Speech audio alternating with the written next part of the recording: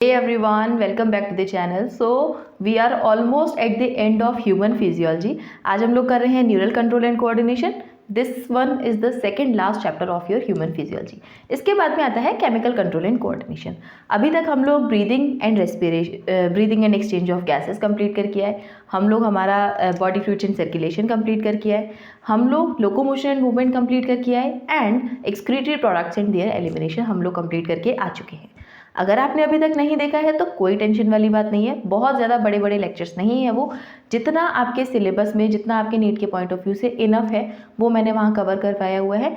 With in 2 hours, with in 3 hours आपके chapters वो completed हैं. तो आप अगर चाहें तो फटाफट से उन्हें जाकर कवर भी कर सकते हैं. और अगर आपने कवर कर लिया है और रिवीजन के लिए परेशान है तो वहाँ पर मैंने आपको शॉर्ट्स की भी प्लेलिस्ट बनाई हुई है कि एक चैप्टर के सभी शॉर्ट्स, हर एक कॉन्सेप्ट का 59, 1 मिनट, लेस देन 1 मिनट के सेकेंड्स में कुछ आपको शॉर्ट्स बना के दिए हुए हैं जिन्हें आप फटाफट 1 बाय 1 रिवाइज कर सकते हैं और आपका पूरा चैप्टर रिवाइज भी हो जाएगा बेटा. तो आज हम लोग स्टार्ट कर रहे हैं न्यूरल कंट्रोल एंड कोऑर्डिनेशन. तो आपको ये बात याद होगी कि मैंने आपको जब एनिमल टिश्यू पढ़ाया था तो वहाँ पर मैंने आपको ये कहा था कि लास्ट में दिया हुआ है न्यूरल टिश्यू, जो कि हम लोग बहुत डिटेल में पढ़ेंगे न्यूरल कंट्रोल एंड कोऑर्डिनेशन में. तो वो आज हम लोग डिटेल में पढ़ेंगे. आपका नर्वस सिस्टम, जो अमेजिंग सा आपका नर्वस सिस्टम है, आपका ब्रेन, आपके ब्रेन को आपके ब्रेन में याद करना है हमें पूरा, वो हम लोग पढ़ेंगे. एंड किस तरीके से कोऑर्डिनेटेड मूवमेंट है, कैसे हमारा ब्रेन हेल्प कर रहा है हमें ये सब बोलने में, कैसे हमें अगर कोई पेन चुभ जाती है तो हम फटाफट से वहाँ से हट जाते हैं, क्या रिस्पॉन्स होता है, ये वाली सारी आपको चीज़ें पढ़नी है इस चैप्टर में. ठीक है. तो सबसे पहले तो हम पढ़ेंगे न्यूरल टिश्यू. अगर न्यूरल टिश्यू हम स्टार्ट कर रहे हैं या ये चैप्टर हम लोग स्टार्ट कर रहे हैं तो सबसे पहले हमारी जिम्मेदारी बनती है कि हम ये कोऑर्डिनेशन का मतलब जान लें. What is coordination? मैं यहाँ पर बोल रही हूँ, मैं यहाँ पर पढ़ा रही हूँ, आप वहाँ पर देख रहे हैं, आप पढ़ रहे हैं, इट इज़ कोऑर्डिनेशन. अगर मैं पढ़ाऊँ आप ना पढ़ें, या फिर आप पढ़ रहे हैं बट मैं पढ़ा ही नहीं रही हूँ, तो कोऑर्डिनेटेड कैसे होगा? कोऑर्डिनेटेड हम लोग फंक्शन करेंगे तब आपका रिजल्ट आएगा. It is just a coordination.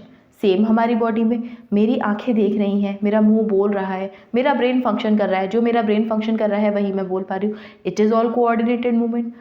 मेरा ब्रेन हो गया, मेरे हाथ हो गए, ये जो मूवमेंट है या जो मैं लिख रही हूँ ये सब कुछ कोऑर्डिनेटेड ही तो है.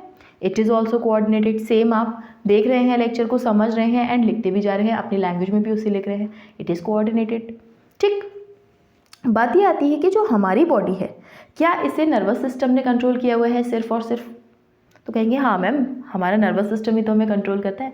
बट बेटा अगर आपको एक बात याद हो तो जब भी हम लोग ह्यूमन फिजियोलॉजी में कोई भी चैप्टर पढ़ते थे तो वहाँ हम लोग लास्ट में पढ़ते थे रेगुलेशन ऑफ रेस्पिरेशन हमने पढ़ा, जिसमें कि ब्रेन में कुछ सेंटर्स प्रेजेंट थे, जैसे कि RRC in medullary region and pons में हमने न्यूमोटैक्सिक सेंटर पढ़ा था, जो कि ब्रीथ रेट को इंक्रीज करवाता था या फिर डिक्रीज करवाता था अगर केमिकल ज़्यादा होता था हमारी, मतलब HINC या फिर हमारा CO2 ज़्यादा हो जाता था ब्लड में.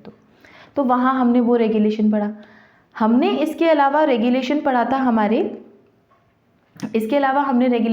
हमारे एक्सक्रीशन वाले चैप्टर में, जहाँ पर हमने देखा कि जितना भी किडनी फंक्शन का रेगुलेशन है वो सब कुछ केमिकली कंट्रोल होता है. कंट्रोल बाय ADH हमने पढ़ा, कंट्रोल बाय ANF हमने पढ़ा, हमने कंट्रोल बाय आपका रास मैकेनिज्म पढ़ा, कंप्लीट JGA कंट्रोल पढ़ा.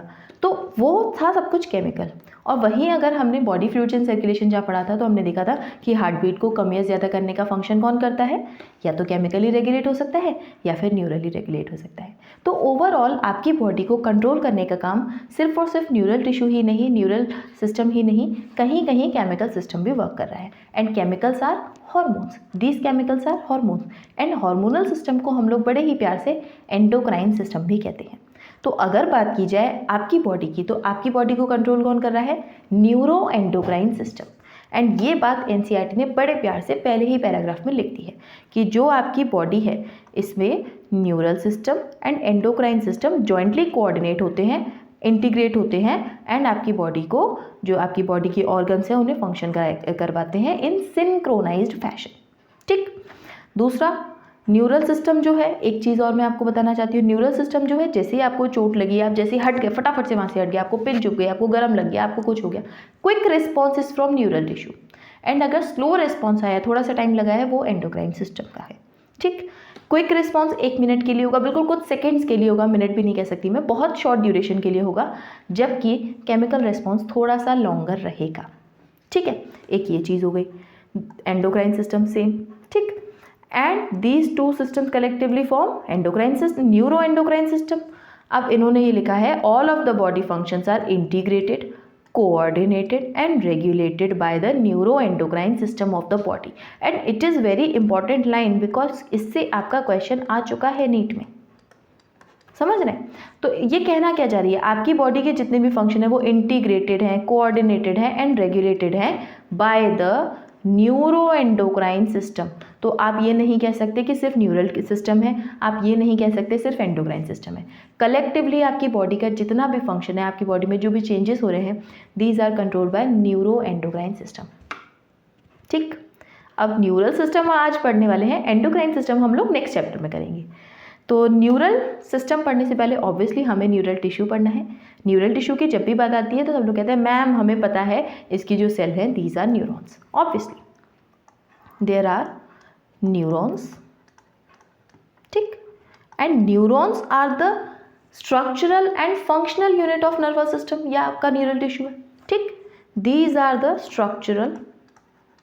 Structural and functional unit, function भी यही कर रहे हैं, ठीक। Functional unit, clear. एंड इन्हीं अगर न्यूरॉन्स की बात की जाए, तो फंक्शन ये कैसे करते हैं, ये एक्साइट होते हैं ये।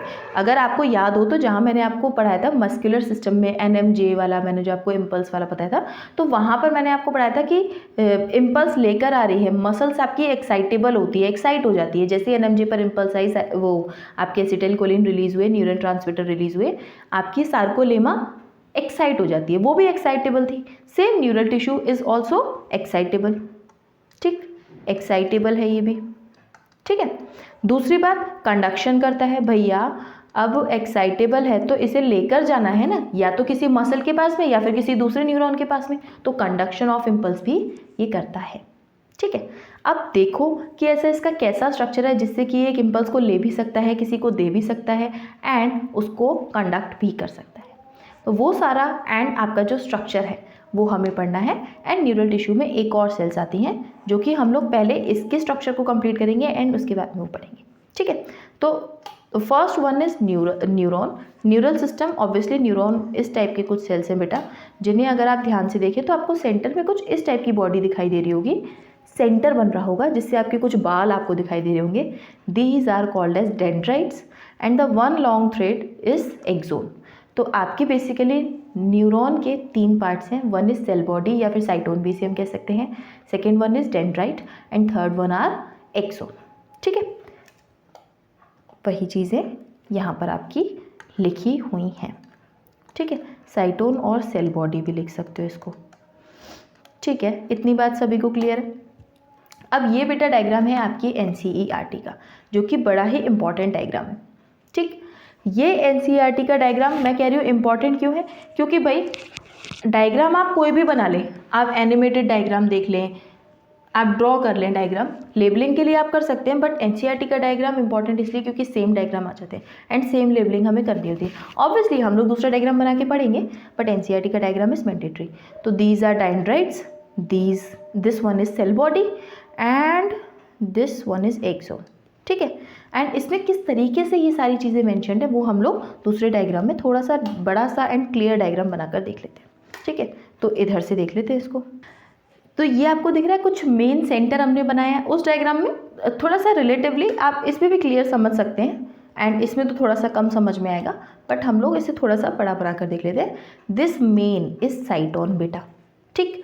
इनसे जो ये बहुत सारी ब्रांचेस निकल रही हैं इन्हें हम लोग कहते हैं डेंड्रॉन बेटा, एंड इन डेंड्रॉन से पतले पतले से फाइबर्स अगर निकल रहे हैं तो दीज आर डेंड्राइट्स,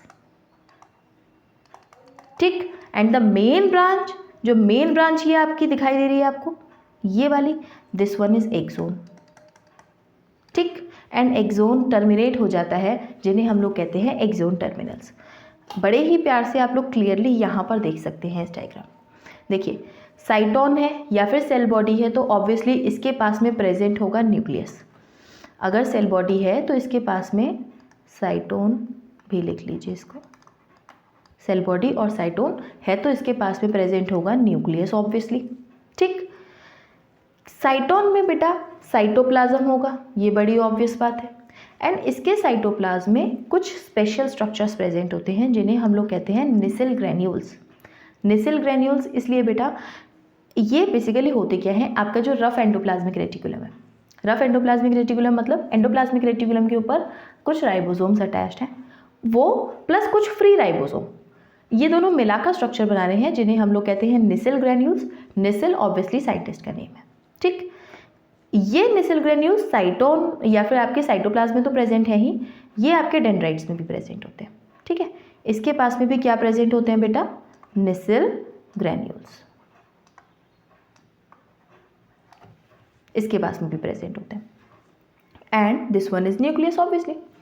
अब इसकी अगर मेन बात की जाए तो जो मेन ब्रांच जा रही है, ये दिस वाइट कलर की ये जो बनी हुई है बेटा, इट इज एक्सोन। ठीक, एंड एक्सोन के अंदर का जो साइटोप्लाज्म होगा इसे हम लोग कह देते हैं एक्सोप्लाज्म। ठीक, एंड एक्सोन के ऊपर की जो प्लाज्मा मेम्ब्रेन है इसे हम लोग कह देते हैं एक्सोलेमा। इसमें किसी को कोई दिक्कत होनी ही नहीं चाहिए। साइटो, अब आपकी सेल है तो सेल मेम्ब्रेन, ठीक, अंदर है तो साइटोप्लाज्म, सेम एक्सोन की एक्सोलेमा एंड अंदर का एक्सोप्लाज्म। ठीक है, अब ये जो बेटा आपका एक्सोन है ये टर्मिनेट हो जाता है इन एक्सोन टर्मिनल, या फिर उनके एंड्स पर एक बटन टाइप का स्ट्रक्चर प्रेजेंट होता है जिन्हें हम लोग कहते हैं सिनेप्टिक नोब्स। ये आपको बटन टाइप के स्ट्रक्चर दिख रहे होंगे, इन्हें हम लोग कहते हैं synaptic knobs. And these synaptic knobs have some vesicles जिन्हें हम लोग कहते हैं सिनेप्टिक वेसिकल्स। और ये जो सिनेप्टिक वेसिकल्स हैं बेटा, ये जो सिनेप्टिक वेसिकल्स है इन्हीं के पास में प्रेजेंट होते हैं आपके न्यूरोट्रांसमीटर। ठीक, इसके पास में केमिकल्स प्रेजेंट होते हैं जिन्हें हम लोग क्या कहते हैं, न्यूरोट्रांसमीटर्स।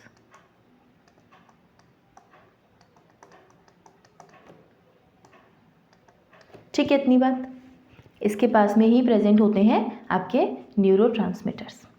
ठीक है, अब देखिए इनका फंक्शन क्या है वो आपको आगे जाके सब समझ में आ जाएगा, इसमें कोई दिक्कत वाली बात नहीं है।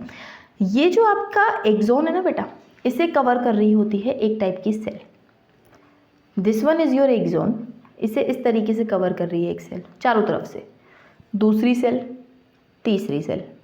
ठीक, एंड रैप कर रही है, ये बात आप समझिए, इस एक्सोन को रैप कर रही है, मतलब चारों तरफ ये सेल प्रेजेंट है जिसे हम लोग कहते हैं श्वान सेल।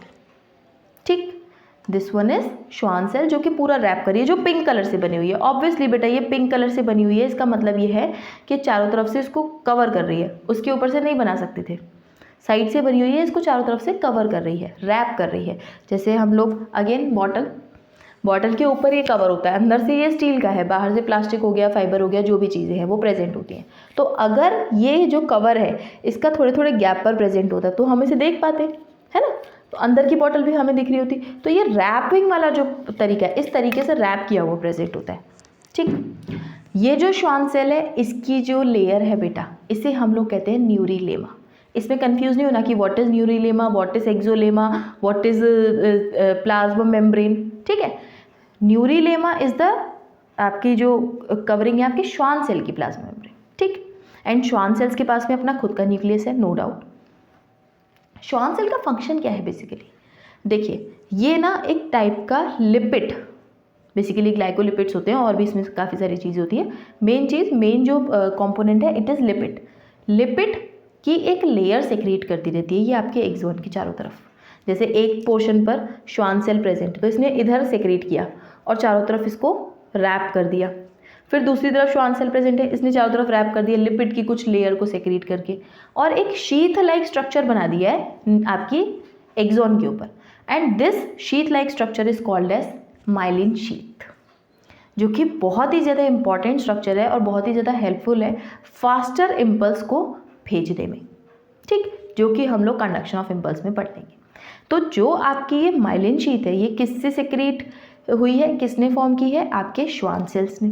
ठीक, एंड श्वान सेल्स की लेयर इज न्यूरीलेमा, इस बात में कंफ्यूज आपको नहीं होना है। जहाँ पर श्वान सेल ऑब्वियसली प्रेजेंट है एंड इसने अपने चारों तरफ सेक्रेट किया है, ये येलो कलर की लेयर है हमारी माइलिन शीथ।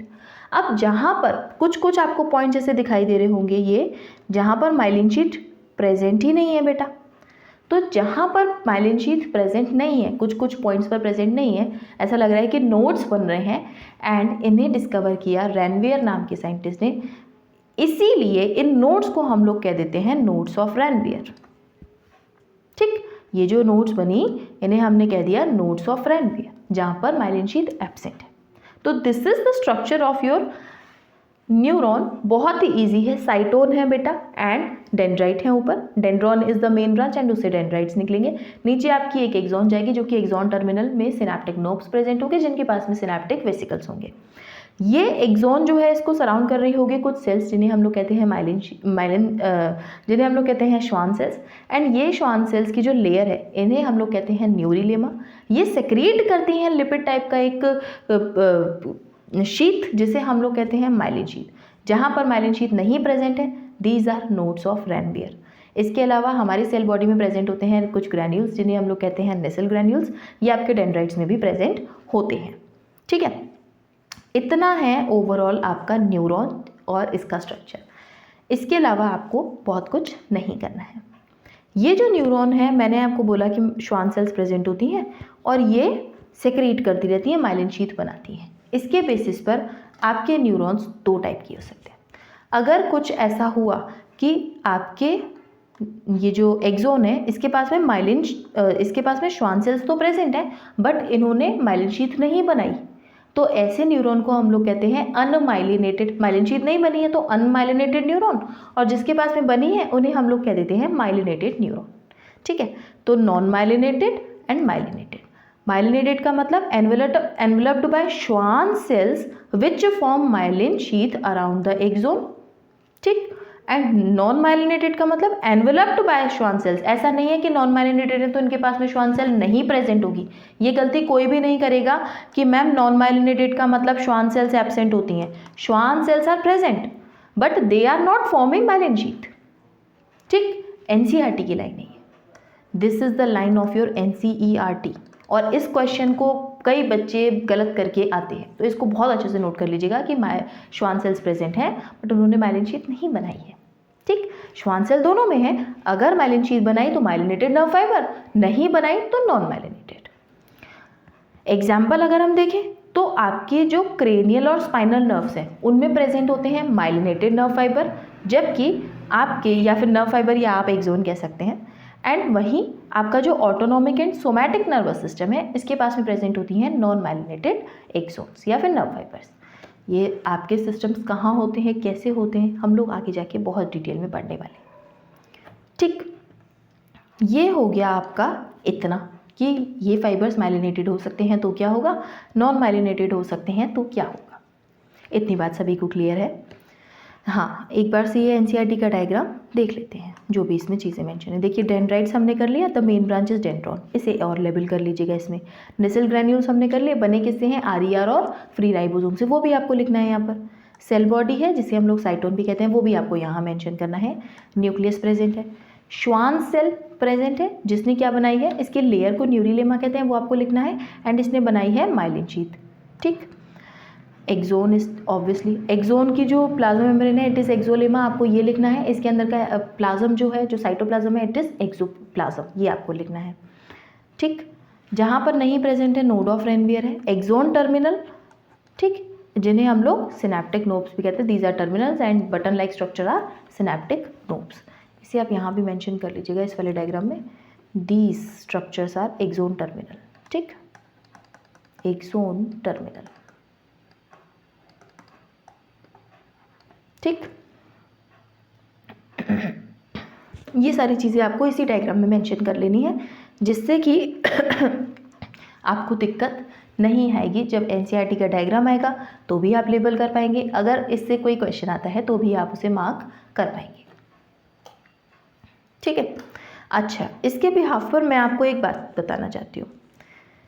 मैंने आपको अभी थोड़ी देर पहले ये बात बताई थी कि जो न्यूरल टिश्यू है उसमें जो सेल्स हैं दीज आर न्यूरॉन्स, एंड इसी न्यूरॉन के साथ में मैंने आपको एक बता दी Schwann cell, but Schwann cell तो न्यूरॉन नहीं है, तो क्या ये न्यूरल टिश्यू का पार्ट है या नहीं, obviously it is neural tissue का ही पार्ट है। ये जो बेटा आपके न्यूरल टिश्यू है, इसमें 2 सेल्स, मैंने आपको बताया था ना कि इसमें हम लोग 2 सेल्स पढ़ने वाले हैं। इसमें हम लोग 2 सेल्स पढ़ने वाले हैं, one are neurons and the other are neuroglial cells. और मज़े की बात तो ये है कि more than 50% of your neural tissue is made up of neuroglial cells. उतने ज़्यादा न्यूरॉन नहीं है, कितने हैं, मोर देन 50% तो यही है, ठीक। एंड इसमें आती है इसका जो फंक्शन है, ऑब्वियसली हमारी श्वान सेल ने पैकेजिंग बनाई है, किसकी, ग्लाइकोलिपिड जो बनाई है लेयर, पैकेजिंग की है हमारे एक्सोन की। तो इनका जो फंक्शन है ये है सपोर्ट एंड पैकेजिंग, ठीक, ऑफ न्यूरॉन। ये एक्साइटेबल बेटा नहीं होती हैं, these are non excitable, secretory होती हैं, ठीक है। एंड ये बनाती हैं माइलिन शीथ। क्या बनाती हैं पैकेजिंग के लिए, ये बनाती हैं माइलिन शीथ। अब इसको यहाँ से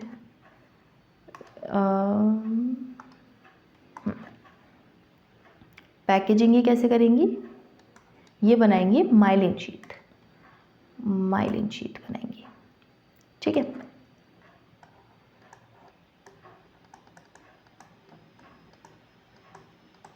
ठीक है, माइलिन शीथ बनी होगी आपकी लिपिड्स की, ठीक।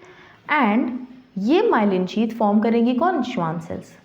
एक एक्स्ट्रा इन्फॉर्मेशन मैं आपको बताना चाहती हूँ यहाँ पर, ये जो माइलिन शीथ है बेटा 2 टाइप की सेल्स बनाती है। तो हुआ क्या, हमारे न्यूरोग्लियल सेल्स में ये दोनों सेल्स आएंगी, ठीक है। एक तो श्वान सेल्स मेंशन ही है। अगर हम हमारे सेंट्रल नर्वस सिस्टम की बात करें, इतना मुझे लगता है कि आपको आइडिया होगा नर्वस सिस्टम के बारे में, बट नहीं है तो यहाँ आप देख लीजिए। अगर हम इसको ड्रॉ करें, अगर हम इसको ड्रॉ करें तो एक आता है हमारा ब्रेन और पीछे से हमारी वर्टिब्रल कॉलम के अंदर कौन जा रही है, स्पाइनल कॉर्ड। ये जो आपका सेंटर में प्रेजेंट है it is central nervous system, and इनसे जो नर्व फाइबर्स आपकी पूरी बॉडी में डिस्ट्रीब्यूट हैं, these are peripheral nervous system, ठीक। तो जो आपका सेंट्रल नर्वस सिस्टम है CNS, इसमें इस माइलिन शीथ को बनाने का काम एक सेल करती हैं जिसका नाम है ओलिगोडेंड्रोसाइट, ओलिगोडेंड्रोसाइट। जबकि यही अगर PNS में बनानी हो, पेरिफेरल नर्वस सिस्टम में बनानी हो, तो वहाँ पर है श्वान सेल्स, जो कि हम लोग अभी आगे देख कर भी एग्जाम्पल्स में, ठीक। तो श्वान सेल्स बनाएंगी ये myelin sheath in PNS, and अगर CNS में बनानी हो तो ओलिगोडेंड्रोसाइट बनाएंगी। एक और डिफरेंस है, श्वान सेल्स हमेशा बनाएंगे गैपिंग में, जबकि ओलिगोडेंड्रोसाइट एक कॉन्टिन्यूस मैनर में बनाती हैं। और ये बेसिकली शॉर्ट नर्व फाइबर्स में प्रेजेंट होती हैं जो कि सेंट्रल नर्वस सिस्टम में है, एंड PNS यानी कि जो श्वान सेल्स हैं वो PNS में प्रेजेंट होती हैं, एंड थोड़ी सी लॉन्ग नर्व फाइबर्स के पास में ये बनाती हैं, जो कि एक और इम्पॉर्टेंट कॉन्सेप्ट है आपके आगे आने वाले टॉपिक का, जो कि बहुत ज़्यादा हेल्पफुल होता है। शॉर्ट ड्यूरेशन पर अगर प्रेजेंट है तो नोड ऑफ रेनवीयर में कंडक्शन ईजिली हो पाता है। कैसे हो पाता है वो आपको समझ में आ जाएगा, ठीक है। तो इतना है बेटा। तो ये बात आपको समझ में आई कि जो न्यूरल टिश्यू है इसमें न्यूरॉन्स हैं एंड न्यूरोग्लियल सेल्स हैं, जो कि आपकी oligodendrocytes and Schwann cells. More than 50% यही बना रही हैं बेटा। सपोर्ट एंड पैकेजिंग का काम है किसका, न्यूरॉन का, ठीक। न्यूरॉन एक्साइटेबल है, conduction and structural and functional unit है आपके नर्वस टिश्यू के, and these cells are non excitable. Clear, इतना क्लियर है बेटा, इतने में कोई डाउट है? आई होप कि इतना आपको क्लियर हो चुका है। डायग्राम्स आप देख लेंगे, ऐसा डायग्राम आप ड्रॉ कर लेना, बहुत ही कुछ वो नहीं है ये डिफ़िकल्ट, बहुत ही ईजी डायग्राम है। इसमें आपको करना क्या है, देखिए इस तरीके से आपको कुछ बनाने हैं, डेंड्रोन, this one is main branch. बहुत ज़्यादा ज़रूरी नहीं है कि बहुत ज़्यादा खूबसूरत बनाना है आपको, मेन चीज़ ये है कि आपको समझ में आना चाहिए, समझ रहे हैं? इस तरीके से आप इसे ड्रॉ कर लीजिएगा। आप इसे थोड़ा सा कर्व भी बना सकते हैं, कोई दिक्कत वाली बात नहीं है। आप इसे थोड़ा सा कर्व्ड भी बना सकते हैं, ठीक, तो कोई दिक्कत वाली बात नहीं है, ठीक है। इस तरीके से बन जाएगा। यहाँ पर श्वान सेल्स हो गई एंड इसके ऊपर आप कवरिंग कर लीजिए जो भी है। बहुत ज़्यादा डिफ़िकल्टी डायग्राम नहीं है, ठीक है। अब आपको क्या करना है, एक्सॉन, माइलिनेटेड या नर्व, ये एग्जाम्पल्स याद रखिएगा, ये बहुत ज़्यादा इंपॉर्टेंट है। आपकी एनसीईआरटी का है ये डेटा, तो आपको इस पर बेस्ड क्वेश्चन आ सकता है। क्लियर। अब बात आती है हमारे न्यूरॉन के टाइप्स क्या क्या हो सकते हैं। हमने अभी जो देखा वो एक्सॉन पर देखा कि टाइप ऑफ नर्व फाइबर क्या हो सकते हैं, माइलिनेटेड या नॉन माइलिनेटेड। अगर हम न्यूरॉन की बात करें तो बेटा न्यूरॉन अलग अलग टाइप के हो सकते हैं। एक हो सकते हैं यूनिपोलर, यूनिपोलर का मतलब एक साइड ही है बेचारे के पास में कुछ। इस टाइप के बेचारे न्यूरॉन्स इतने बेचारे लगते हैं कि इनके पास में कोई डेंड्राइट नहीं है बेटा, सिर्फ और सिर्फ एक एक्सॉन है। समझ रहे हैं, इनके पास में कोई डेंड्राइट नहीं है, 1 एक्सॉन 0 डेंड्राइट। और अगर इसकी बात की जाए तो ये एम्ब्रियोनिक स्टेज में मिलते हैं, ठीक। दूसरे आते हैं बाइपोलर, इनके पास में साइटोन है, एक इनके पास में डेंड्राइट मिल गया है इनको, और एक इनके पास में प्रेजेंट है एक्सोन, एटलीस्ट एक तो मिला है जो कि आपकी रेटिना ऑफ आई में प्रेजेंट होता है, ठीक। तीसरे आते हैं मल्टीपोलर, जो कि हम लोग ड्रॉ करके आ चुके, मल्टीपल डेंड्राइट्स है, मल्टीपल डेंड्राइट्स है एंड 1 एक्सोन है, ठीक, दिस वन। एंड ये हमारे सेरिब्रल कॉर्टेक्स में प्रेजेंट है। एनसीईआरटी ने यही बताया है कि 3 टाइप्स ऑफ न्यूरॉन्स हमें मिलते हैं, यूनिपोलर, बाइपोलर एंड मल्टीपोलर। इसके अलावा एक और चीज़ मैं आपको बताना चाहती हूँ, 2 टाइप के और न्यूरॉन्स होते हैं बेटा, स्यूडो यूनिपोलर टाइप के न्यूरॉन्स। इनका क्या है कि ये स्यूडो का मतलब होता है हमेशा झूठा, ये ऐसा लगता है कि यूनिपोलर है बट स्यूडो यूनिपोलर है। इसने क्या किया है, यूनिपोलर न्यूरॉन ने बेचारे ने कर लिया यहाँ पर मेहनत, एक ये इसकी सेल बॉडी हो गई, इसने यहाँ पर बना लिया है इस टाइप का कुछ स्ट्रक्चर डेंड्राइट जैसा, और उसी के एक्सटेंशन को यहाँ बना लिया है बिल्कुल आपके एक्सोन जैसा एंड एक्सोन टर्मिनल जैसा। तो ऐसा लगता है कि यूनिपोलर है बट स्यूडो यूनिपोलर है। इस टाइप के न्यूरॉन्स आपके प्रेजेंट होते हैं dorsal root ganglia of spinal cord में, ठीक। एंड तीसरे एंड लास्ट में आते हैं ए पोलर न्यूरॉन, जिनकी कोई पोलैरिटी नहीं है बेचारों के पास, ना एक्सोन है ना इसके पास में डेंड्राइट है, कुछ इस टाइप के होते हैं ये, ठीक। कुछ ये इस टाइप के होते हैं जो कि हाइड्रा के पास मिलते हैं, और हाइड्रा में ही सबसे पहले ये फाइंड आउट किया गया था कि कुछ नर्वस टिश्यू या न्यूरॉन टाइप की सेल देखने के लिए मिली थी, जो कि हम लोग न्यूरल टिश्यू जब पढ़ेंगे तो वहाँ पे कुछ एनिमल्स का भी डिस्कस करेंगे, नो डाउट। तो ये है बेटा। अच्छा, सेल बॉडी के पास में न्यूक्लियस होता है हमेशा, ये बात है, ठीक है। इतने हो गए आपके टाइप्स ऑफ न्यूरॉन्स। अब बात आती है कि ये न्यूरॉन फंक्शन कैसे करते हैं। जैसे मैं इतनी देर से बता रही हूँ, कंडक्शन कर रहे हैं, एक्साइट हो रहे हैं, कैसे एक न्यूरॉन से दूसरे न्यूरॉन के पास बात पहुँची, कैसे मेरे न्यूरॉन से मेरे पैर के पास बात पहुँची, जो मुझे अगर कुछ चुभ गया तो मैंने अपना पैर हटा लिया, या फिर कैसे मेरे हाथों के मूवमेंट से मेरे ब्रेन तक सिग्नल गया, या फिर मेरे ब्रेन के सिग्नल से मेरे हाथों तक का मूवमेंट हुआ। ये सारे मूवमेंट, एक जगह इम्पल्स आई है, कंडक्ट कैसे हुई, ट्रांसमिट कैसे हुई, ये सारी चीज़ें हम लोग पढ़ेंगे नेक्स्ट लेक्चर में, जिसे हम लोग कहते हैं generation and conduction of nerve impulse and transmission of nerve impulse, जिसमें बेसिकली सिनैप्स नाम का भी हम लोग कॉन्सेप्ट पढ़ते हैं, ठीक है। एंड उसके बाद में आता है न्यूरल सिस्टम, जिसमें हम लोग पूरा न्यूरल सिस्टम पढ़ेंगे एंड ब्रेन को आपको डिटेल में पढ़ना है अकॉर्डिंग टू योर सिलेबस। तो आज के लेक्चर के लिए इतना ही। ये मैंने यहाँ पर इसलिए स्टॉप किया है ताकि आप लोग इसे डिटेल में अच्छे से रिवाइज कर पाएँ, एनसीईआरटी को बहुत समझ के कर पाएँ, क्योंकि इस चैप्टर को जब आप एनसीईआरटी से पढ़ते हैं तो आप कहते हैं मैम हमें कुछ समझ में नहीं आ रहा है। It is all your NCERT. अब आप इसे एनसीईआरटी से पढ़ेंगे तो बहुत ईजीली कवर हो जाएगा। एंड लास्ट में, इसके बाद में हम लोग नेक्स्ट क्लास में पढ़ेंगे generation and conduction of nerve impulse and transmission of nerve impulse. तो आज के लेक्चर के लिए बेटा इतना ही। अगेन, अगर आपने ह्यूमन फिजियोलॉजी में कुछ भी स्किप किया है तो बैकलॉग मत करिए। इस टाइम पर अगर आप बैकलॉग करेंगे तो आगे जाके उसे कवर नहीं कर पाएंगे। अभी भी अगर बचा है तो फटाफट से जाइए, उन लेक्चर्स को देखते जाइए, कवर करते जाइए, एक एक चैप्टर करके करिए बट उसको कवर करते जाइए। और अगर आपने पूरा कर लिया है फिर भी आप कंफ्यूज हैं कि मैम रिवाइज कैसे करूँ, शॉर्ट से रिवाइज कर सकते हैं। दूसरा तरीका भी है आपके पास, सेम लेक्चर को 2x की स्पीड पर सुन लो, रिवीजन हो जाएगा आपका, ठीक है। तो आपके पास दोनों ऑप्शन है, आप कुछ भी कर सकते हैं। कंप्लीट प्लेलिस्ट को आप देख सकते हैं, कंप्लीट प्लेलिस्ट आप देख सकते हैं, एंड आप जैसे चाहें उसको रिवाइज कर सकते हैं। बट मेरा इतना मानना है कि आप जो भी लेक्चर देख रहे हैं या जो भी आप पिछला पढ़ के आ चुके हैं उससे एटलीस्ट भूलें ना, जो आप ऑन गोइंग सिलेबस है उसके साथ में रिवीजन मैंडेटरी है बेटा, ठीक है। तो अगर आपको लगता है कि हाँ हमें भाई पढ़ना ही है और हमें एक प्रॉपर मैनर में, एक हमें पूरी स्ट्रैटेजी के साथ में पढ़ना है, तो आपको चैनल को सब्सक्राइब करना ही है बेटा, क्योंकि इससे होगा क्या, बेल आइकन होगा आपके पास, नोटिफिकेशन आ जाएगा, आप तुरंत जाके लेक्चर को देख लोगे, अदरवाइज डिले हो जाएगा या फिर स्किप भी कर सकते हो।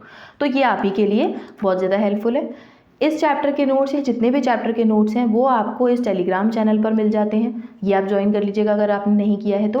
और दूसरी बात, जितने भी चैप्टर अभी तक हो चुके हैं सभी के हमने टेस्ट पेपर भी वहाँ अपलोड किए हैं। वहाँ पर बच्चे टेस्ट पेपर सॉल्व कर रहे हैं एंड उन्हें पता चल जाता है कि हमने चैप्टर पढ़ा तो कहाँ गलती की, कहाँ हमने एनसीईआरटी का एक पॉइंट स्किप किया, कहाँ हमने नोट्स में कुछ स्किप किया, या कौन सा टॉपिक हमें समझ में नहीं आया जो कि हमें दोबारा से रिवाइज करना है। तो ऑनलाइन स्टडीज़ के साथ में आपको वहाँ पर एक टेस्ट पेपर प्रॉपर भी मैनर में मिल जाता है अलॉन्ग विथ टाइम ड्यूरेशन। तो आप यहाँ से टेस्ट पेपर को डाउनलोड करके भी सॉल्व कर सकते हैं। और अगर आपने पहले से टेस्ट पेपर डाउनलोड करके सॉल्व करते हैं आप, तो फिर आप उसके जो डाउट्स हो रहे हैं उन्हें भी कलेक्ट करके, हमारा डाउट ग्रुप बना हुआ है टेलीग्राम चैनल पर, आप टेलीग्राम चैनल पर ही आपको वहाँ डाउट ग्रुप का लिंक मिल जाएगा, वहाँ पर आप अपने डाउट्स भी शेयर सकते हैं। एंड जब आपका टेस्ट चल रहा है उस टाइम पर भी आप वो अपने डाउट्स डिस्कस कर सकते हैं कि मैम इस हमें पर्टिकुलर मैम में या फिर हमारे मैनेजर भी हैं वहाँ पर बताएंगे आपको कि इस पर्टिकुलर क्वेश्चन में अगर कोई गलती है तो आप उसे वहाँ पर भी डिस्कस कर सकते हैं। तो बिल्कुल ऑफलाइन जैसी फीलिंग है वहाँ पर, आप आइए, इसे ज्वाइन करिए एंड अपनी प्रिपरेशन को बिल्कुल एक्सेल कर लीजिए, क्योंकि it is the peak time of your preparation. This is all for today's lecture. Next lecture के लिए आप बिल्कुल प्रिपेयर रहिए, इसको एनसीईआरटी से कवर करिए। आज के लिए इतना ही। Thank you and have a nice day.